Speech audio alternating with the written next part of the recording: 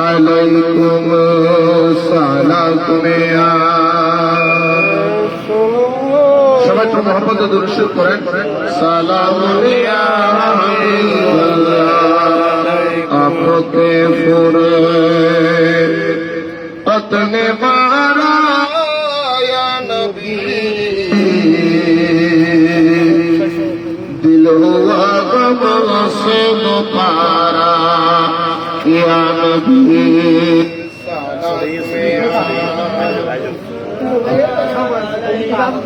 सलाम या हबीबल्लाह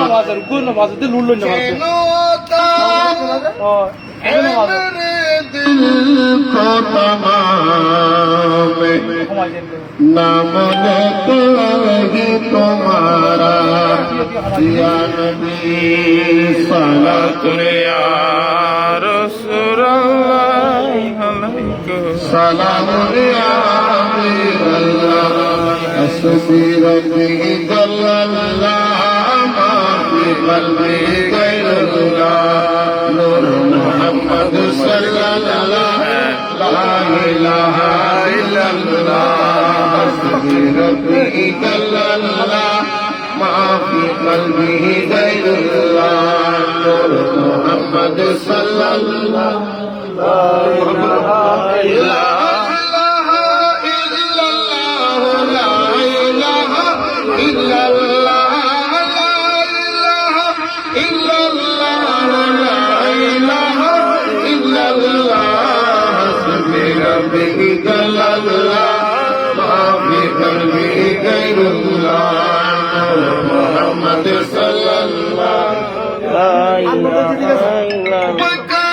जिसने सारा इतिहादी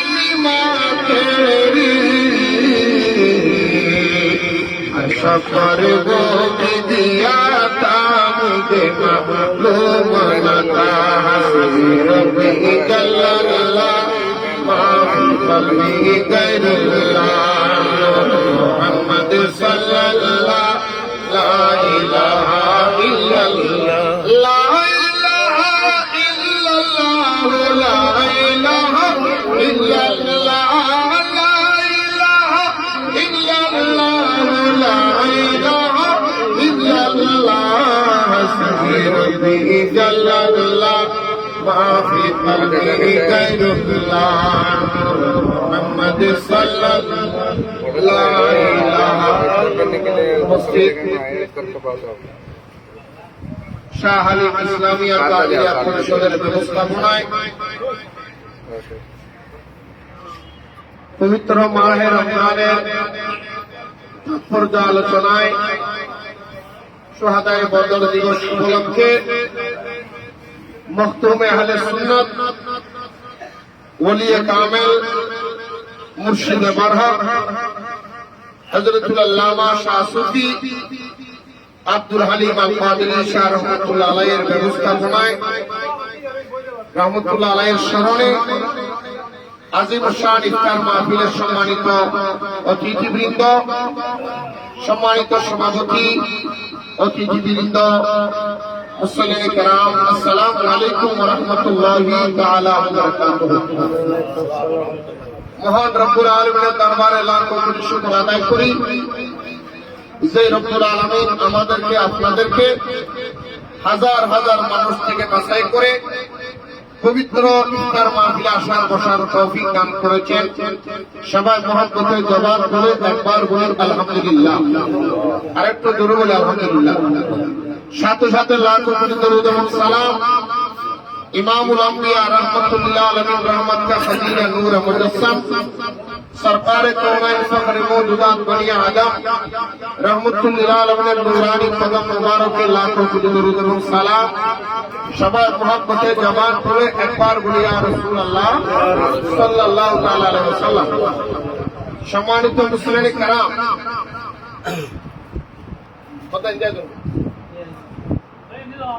রব্বুল আলামিনের দরবারে শুকরিয়া আদায় করতেছি, কারণ আল্লাহ আমাদেরকে যে নিয়ামত দান করেছেন ওই নিয়ামত কিয়ামত পর্যন্ত শুকরিয়া আদায় করলেও নিয়ামতের শুকরিয়া আদায় করা শেষ হবে না।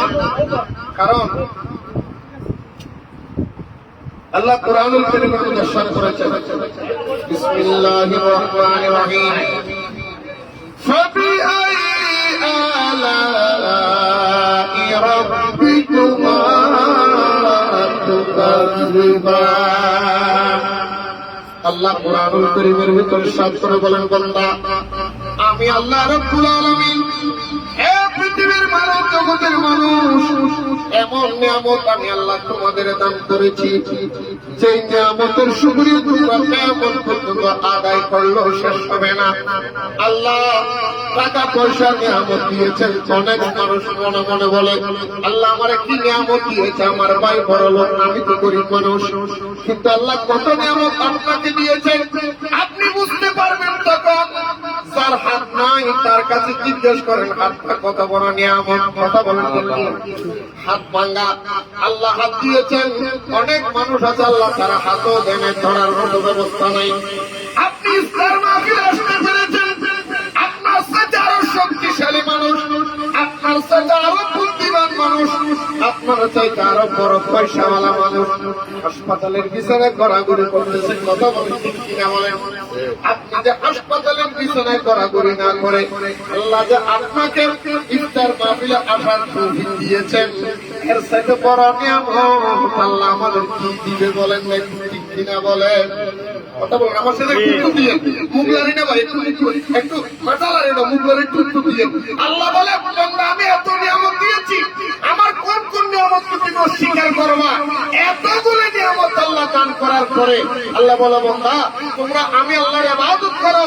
আমি আল্লাহর ইবাদতের ভিতরে একটা ইবাদত হলো রমজানের রোজা। কথা বলেন ঠিক কিনা? আপনি নিচে চিন্তা করে দেখেন, এই যে আমাদের দুটো কিডনি দিয়েছে, একটা কিডনি যদি আপনার নষ্ট হয়ে যায়, আপনি 50 লক্ষ টাকা খরচ করলো, আর একটা দ্বিতীয় কিডনি কি পাওয়া যাবে? একটু কথা বলুন, পাওয়া যাবে? আল্লাহ দুটো চোখ দিয়েছেন, একটা চোখ যদি যার কাছে চোখ নাই তার কাছে জিজ্ঞেস করেন চোখ কথা বলে নিয়ামত। আপনার একটা চোখ যদি নষ্ট হয়ে যায়, আপনি কোটি টাকা খরচ করলো, আল্লাহর দেওয়া নিয়ামতের মতো আর একটা চোখ আপনি মিলাইতে পারবেন? একটু কথা বলেন বাবা, মিলাইতে পারবেন? কারণ এটা আল্লাহর বড় নিয়ামত। আপনি দেখেন দুটো হাত দিয়েছেন, আপনার সাথে আমার সাথে আরো বড় শক্তিশালী মানুষ, আরো বড় ধনী মানুষ, আরো বড় শিক্ষিত মানুষ, আরো বড় গুণী মানুষ সবার স্থানের মধ্যে শুয়ে আছে। আল্লাহ যে এখন আমাদেরকে নেয় নাই, আল্লাহর ইবাদত করার সুযোগ দিয়েছেন, তার সাথে বড় নিয়ামত আর কি হতে পারে? কথা বলো, আমার সাথে কথা বলবেন একটু।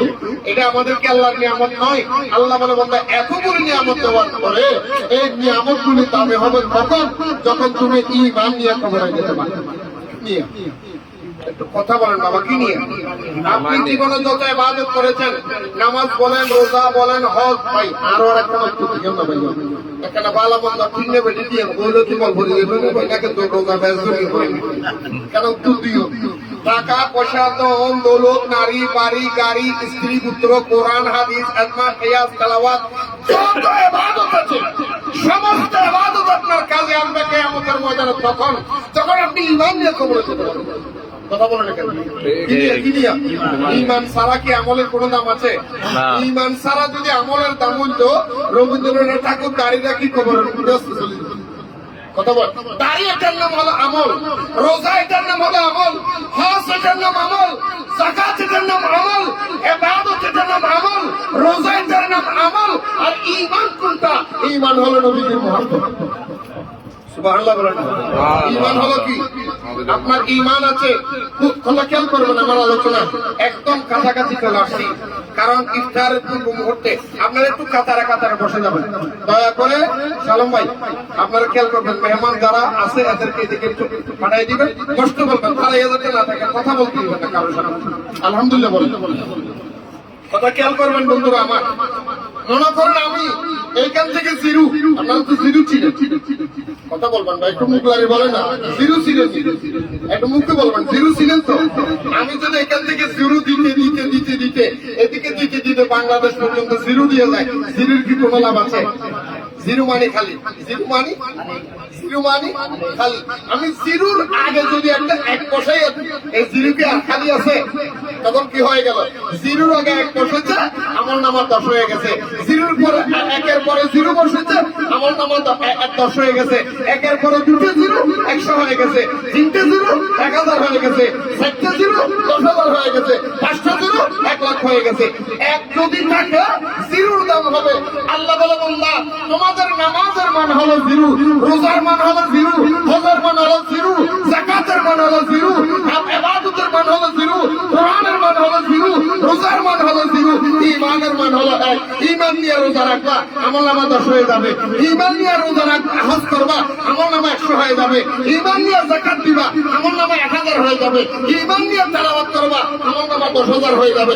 ঈমান নিয়ে ইবাদত করবা, আমলনামা বাড়তেই থাকবে। ঈমান যদি তোমার না থাকে, আমল যদি আসমান পরিমাণ হয়, আপনার আমল দিয়ে জান্নাতে যাওয়া যাবে। কথা বল, আমল দিয়ে জান্নাতে যাওয়া যাবে। আমল দিয়ে যদি জান্নাতে যাওয়া যেত, তাহলে শয়তান সবার আগে জান্নাত পেত। কারণ শয়তান যত ইবাদত করে পৃথিবীর কেউ এত ইবাদত করতে পারে না, কিয়ামত পর্যন্ত পারবে না। কথা বলে ঠিক না বেশি? একটু কথা বলুন আমার সাথে, ঠিক না বেশি? সেই জন্য বলছিলাম বন্ধুরা আমার, আমল আমরা আমল দামি হবে তখন, আমল তাকে দামি হবে তখন যখন আপনার ঈমান খাঁটি হবে। কি খাঁটি হবে? ঈমান যখন আপনার, তাহলে ঈমানটা আমরা কোথায় পাবো? ঈমান পাবো রাসূলের পাকের কাছে। আল্লাহ বলেন, আমার সাথে একটু উত্তর দিবেন। এই জন্য আমার আল্লাহ কোরআনুল কারীমের সূরা তাওবার 26 নম্বর আয়াত খেয়াল করবেন। সূরা তাওবার কত নম্বর আয়াত? 24 নম্বর আয়াত। আল্লাহ কোরআনুল কারীমের ভিতরে বর্ণনা দিচ্ছেন, বিসমিল্লাহির রহমানির রহিম।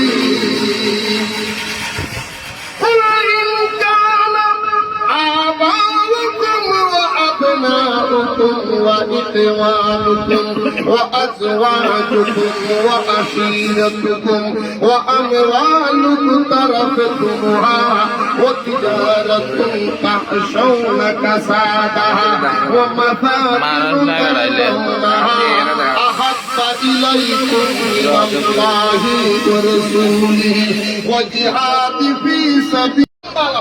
আমি ওদিক যেমন সংক্ষেপে আল্লাহ রাব্বুল আলামিন বলেন, বান্দা ইন কানা আবাউকুম, যতক্ষণ তুমি ঈমানদার তোমার বাপের চাইতে, ওয়া আবনাউকুম তোমার সন্তানের চাইতে, ওয়া ইখওয়ানুকুম তোমার ভাই বোনের চাইতে, ওয়া আজওয়াজুকুম তোমার স্ত্রীর চাইতে, ওয়া আশিরাতুকুম তোমার আত্মীয় স্বজনের চাইতে, ওয়া আমওয়ালুকুম তারাফতুমুহা তোমার সম্পদের চাইতে, ওয়া তিজারাতুন তাহশাউনা কাসাদাহা তোমার ব্যবসা বাণিজ্যের চাইতে, আহাব্বা ইলাইকুম মিনাল্লাহি ওয়া রাসূলিহি আল্লাহ এবং রাসূলকে বেশি ভালোবাসবে না, ততক্ষণ তুমি ঈমানদার হতে পারবে না।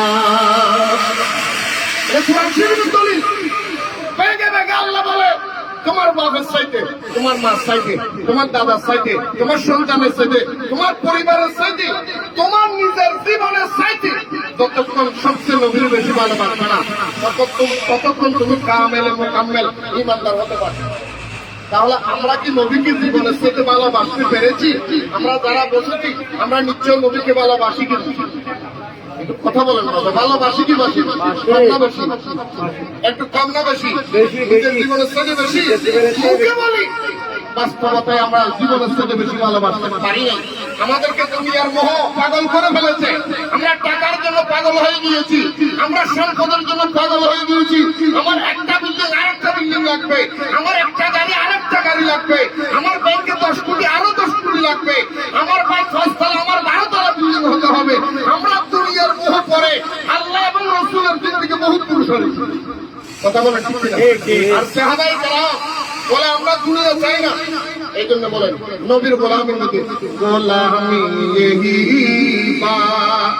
बादशाही से बेहतर, गोलामी यही बादशाही से बेहतर, इधर आओ किसी मती जगा कर देखो रसूल खुदा की गुलामी में क्या है, जरा तुम गुलामी कर तू देखो সুবহানাল্লাহ। আমরাও নবীর ভালোবাসি, সাহাবায়ে কেরাম নবীর ভালোবাসে, আমরা নবীর জন্য মহব্বত করি। সাহাবীর ব্যবহার দেখেন, নবীরা ভালোবেসেছে, সাহাবায়ে কেরাম নবীকে ভালোবাসে জান মান প্রাণ দিয়ে বাস্তবে, আর আমরা নবীরে ভালোবাসি মুখে মুখে। কথা বলো না কেন? একটা নজির দেখার পর হযরতে কেমন ভালোবাসা হওয়া দরকার আমি সংক্ষেপে একটা বলি। আপনারা নাম শুনেছেন, আমার দয়াল নবীর প্রিয় সাহাবী হযরতে জাবের রাদিয়াল্লাহু তাআলা, নাম তো শুনছেন, হযরতে সাইয়্যিদনা জাবের রাদিয়াল্লাহু তাআলা আনহু। কথা খেয়াল করবেন বন্ধুরা আমার, হযরতে জাবের রাদিয়াল্লাহু তাআলা আনহু আমার রাসূল যুদ্ধে গিয়েছে, খন্দকের যুদ্ধে। কোথায় গিয়েছে? ভাই একটু উত্তর দেন, একটু মনোযোগ দেন না ভাই, একটু মনোযোগ দেন, কারণ এটা নফল ইবাদত ও ফরজের চাইতে বেশি সওয়াব পাবে রমজান মাসে। বদর আর আমার রাসূল গিয়েছেন খন্দকের যুদ্ধে। কোথায় গেলেন? খন্দকের যুদ্ধে 3 দিন পর্যন্ত উপবাস। কয়দিন উপবাস? 3 দিন। কয়দিন? আর ওনারা হজম বসে এমন ভাই ভালো মুকুতুম আওয়াজ তো ভাই 3 দিন উপবাস। 3 দিন বসে খানা নাই, কিনা নাই, কিচ্ছু নাই, নাই বলতে নাই, কিচ্ছু নাই। আর রাসূলের ডাকে সাহাবী সাই ইন্দি মেডি কোরআনে আরম্ভ করে সাহাবী বের করেন সুবহানাল্লাহ বলেন। সুবহানাল্লাহ। সবাই নেমে গেলেন, আমার রাসূল নিজে মাটি করা আরম্ভ করে দিলেন। নবী একদম চেহারাটা মলিন হয়ে গেলেন। হযরত সাহাবী জাবের রাদিয়াল্লাহু তাআলা আনহু দাঁড়ায় বলে, ইয়া রাসূলুল্লাহ, নবী রে, আপনি 3 দিন পর্যন্ত খানা খান নাই হুজুর, আমার বাড়ি এদিকে পাশে, হুজুর আপনি যদি অনুমতি দেন আমি ঘরের থেকে একটু খবর নিয়ে একটু নাস্তার ব্যবস্থা করি। হযরত জাবের দৌড়ে বিবির কাছে চলে গেলেন, বিবি রে, আমার দয়াল নবী 3 দিন পর্যন্ত খানা নাই, খানা নাই, নবী চেহারা মলিন হয়ে গেছে। বিবি, ঘরের মধ্যে কোনো নাস্তা আসেনি, আমার নবীর একটু নাস্তা করাইতাম। বিদলের স্বামী তেমন কিছু নাই, একটা মাত্র ছাগলের বাচ্চা আছে, ছোট বাচ্চা, 1 কেজি মাত্র আটা আছে, তুমি ছাগলটা জবাই করে দাও, আমি আটাগুলি রুটি বানাই। ছাগল জবাই করে দিলেন, আর এদিকে বিবি রান্না করা আরম্ভ করে দিলেন। অন্যদিকে হযরতে জাবেরের 2টা সন্তান, ছোট ছোট মাসুম বাচ্চা, 6 বছর বা 8 বছর বা 4 বছর 6 বছরের 2জন বাচ্চা, ওনারা জবাই করার সময় দেখেছিলেন সন্তান সামনে। হযরতে জাবের ছাগলটা জবাই করে বাড়ির মধ্যে নবীর দরবারে চলে গেলেন। এইদিকে এক ভাই আর এক ভাইকে জবাই করে দিয়েছেন। হযরতে জাবেরের স্ত্রী বলে, আল্লাহ রে, আমার 2টা সন্তান, আমার বড় সন্তান ছোট সন্তানকে জবাই করে দিল। আমি মা যখন দমক দিলাম, আমার বড় সন্তানও দৌড়াইয়া পালিয়ে যাওয়ার সময় হুসুটি পরে আমার সন্তানও মারা গেল, আমার 2টা সন্তান মারা গেল। আমি এখন কোন দিকে যাব? আমি কি সন্তানকে দাফন করব, সন্তানের কাফনের ব্যবস্থা করব, নাকি অন্য কিছু করব? আমি আশ্চর্য হয়ে গেলাম। কার যে বলুন সুবহানাল্লাহ। দেখেন বন্ধুরা, সংকেত ভাই একটু খেয়াল করেন, সংকেত। হযরত জাবের স্ত্রী বলে, আমি কি সন্তানকে দাফন করব, নাকি আমি রাসূলের পাকের মেহমানদারি করব? নিজের মরা 2টা সন্তান, নিজের মরা 2টা সন্তান হাড়ের তলে, টেবিলের তলে বসাইয়া দিলেন, আর উপরের মধ্যে চাদর চাপাইয়া দিলেন। মরা সন্তান রেখে উনি মেহমানদারি আরম্ভ করেন। আমার রাসূল আসবে বলে উনি রান্নাবার আরম্ভ করেন। সুবহানাল্লাহ বলেন, আরো জোরে বলেন সুবহানাল্লাহ। রাসূল আসছে, এসে গেছে, কোন লম্বা আলোচনা, সংক্ষেপ খেয়াল করবেন ভাই, আল্লাহ রাসূল খতাম হই। রাসূল এসে গেলেন, সাহাবায়ে কেরাম সবাই দেখা যাচ্ছে খাবার আরম্ভ করলেন। 1 কেজি আটা দিয়া 1400 সাহাবীকে খাওয়াইলেন। সুবহানাল্লাহ বলেন না? 500 সাহাবীকে খাওয়াইলেন, 500 সাহাবীকে খাওয়াইলেন। আটা কয় কেজি? 1 কেজি আটা দিয়া 1400 সাহাবীকে খাওয়াইয়া, ভাই 1 কেজি আটা দিয়া 1400 সাহাবীকে খাওয়াইয়া আমার রাসূল সাল্লাল্লাহু আলাইহি বলে, সাহাবী, তোমাদের ভিতরে কি আর কেউ বাকি আছে যে আমাকে খাবার দিতে পারো, আর কেউ খাবার নিতে পারো? তোমাদের যার যা লাগে তাড়াতাড়ি তোমরা এটা এই সংরক্ষণ করো, ঘরে নাও। সুবহানাল্লাহ বলেন। সবাই দাঁড়িয়ে গেলেন আর সবাই নিয়ে গেলেন।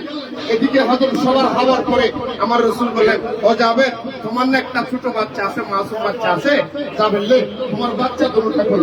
বলে, ইয়া রাসূলুল্লাহ, বেয়াদবি করবেন না, আমার বাচ্চা দুটোটা হুজুর মুহাব্বত, হুজুর আমার বাচ্চা দুটোটা তো মারা গিয়েছে। কি বলো যাবে? তাড়াতাড়ি ডাকো। বলে, যাবেলে। হযরত জাবের বলে, ইয়া রাসূলুল্লাহ, আমার 2টা সন্তান ছিল, 2টা সন্তান মারা গেল। আমার নবী বলে, যাবেন, নবীরে তোমরা কেমন ভালোবাসো, দুটা মরা সন্তানকে তুমি তাকিয়া রাখলা, বেডশিট দিয়া ভিতরে রাখলা, পাটি দিয়ে বেড়াইয়া তুমি চোখের তলে ঢুকাইয়া দিলা। তোমার কি সন্তানের প্রতি মায়া নাই? হযরত জাবের বলেন, ইয়া রাসূলুল্লাহ, আমি সন্তানকে ভালোবাসি সত্য, হাজার নয় লাখ নয় কোটি নয়, এরকম কোটি কোটি সন্তান আপনি নবীর মুহাব্বতে আমি চোখের পলকে দাফন করে দিতে পারি। আপনি তো আমার ঘরে মেহমান হবেন, আপনার মেহমানদারি করে আমার জন্য ফরজ।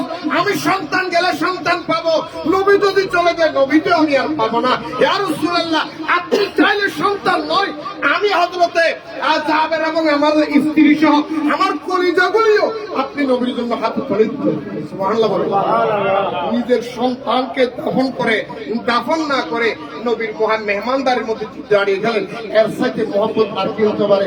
আমার নবী বলল, জাবের এত মহব্বত, নবী জাবেরের মহব্বত দেখে মরা সন্তানগুলি দেখে চিন্তা করে দিয়েছেন। সুবহানাল্লাহ বলেন না? ঠিক সেই রকম আমার রাসূল কিয়ামত পর্যন্ত বলেছে, কোন মানুষ যদি আমি নবীকে মুহাব্বত করে, লা ইউমিনু আহাদুকুম হাত্তা আকুনা হাব্বা ইলাইহি মিন ওয়ালিদিহি ওয়া ওয়ালিদি ওয়ান নাসি আজমাইন, আমি রাসূল ওয়াদা করলাম এক চুল পরিমাণ, জররা পরিমাণ কোন উম্মত যদি আমাকে ভালোবাসে, ওই ভালোবাসার উম্মতটা ছাড়া আমি নবী জান্নাতে যাব না। সুবহানাল্লাহ কি বলা যাবে না? আমরা নবীকে ভালোবাসতে, জানের চেয়ে বেশি ভালোবাসতে চাই কি চাই? কথা বলেন, চান? হযরত জাবেরের চেয়ে বেশি আপনারা ভালোবাসেন? কথা বলেন। হযরত জাবেরের মতো ভালোবাসতে আমাদের কিচ্ছু চাই না। আল্লাহ আমাদের কবুল করে ধরবেন, আমিন। এই জন্য নবীকে ভালো কিভাবে বাসতে হয় এটা যদি দেখতে হয়, হযরত আব্দুল হালিম শাহ রহমতুল্লাহ আলাইহিকে দেখলে পেয়ে যাবেন। কারণ সেই হযরত আব্দুল হালিম শাহ রহমতুল্লাহ আলাইহি গোটা জিন্দেগি চলে গিয়েছে সারাক্ষণ পৃথিবীর, বাংলাদেশ নয়, টেকনাফ থেকে তেতুলিয়া, রূপসা থেকে পাতুরিয়া, গোটা বাংলাদেশ সহ সারা পৃথিবীর জমিনে আরব আমিরাত সহ যত জায়গার মধ্যে উনি ঘুরেছেন, দৌড়েছেন, লক্ষ লক্ষ টাকা ইনকাম করেছেন, কোটি কোটি টাকা ইনকাম করেছেন।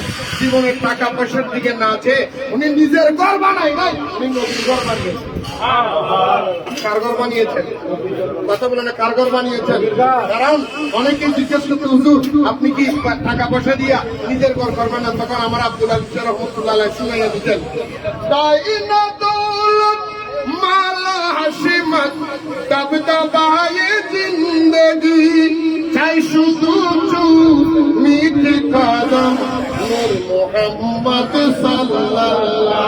আমার আব্দুল আলিম শাহ বলতো, আমার টাকা লাগবে না, আমার পয়সা লাগবে না, আমার বিল্ডিং লাগবে না, আমার ছেলে মেয়ে লাগবে না, আমার আত্মীয় স্বজন লাগবে না, আমাকে আমার লাগবে নবী। সেই নবীর জানের চেয়ে বেশি ভালোবাসি, আমার সারা জিন্দেগিটা নবীর জন্য কোরবানি দিয়ে দেব। সুবহানাল্লাহ বলেন না?